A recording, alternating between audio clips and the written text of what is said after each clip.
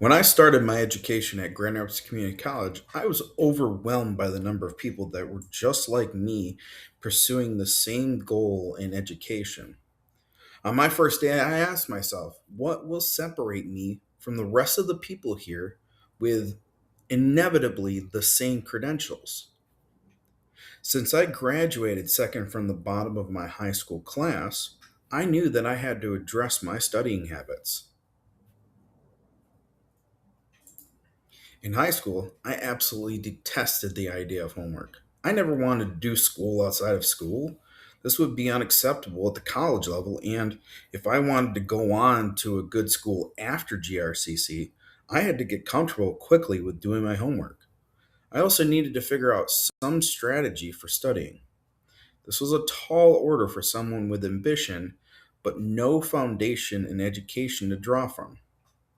Like Goldilocks, I had to find that sweet spot in studying and homework to enable me to do well in college.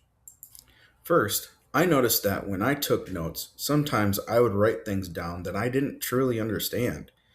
When it came time to review the material for the test or quiz, I could not differentiate between content in the book from mine or the professor's content.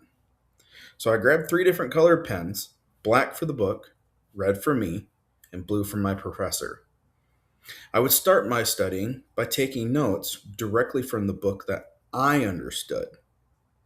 When I didn't understand something, or if I understand something from my own life experience, it was written in red. When the professor reviewed the content, the answers to that stuff I didn't understand were written in blue, as well as new content that the professor expanded on from the book. Second, just like Goldilocks, my environment could not be too loud or too quiet. When I played my music too loud, I was distracted by the song.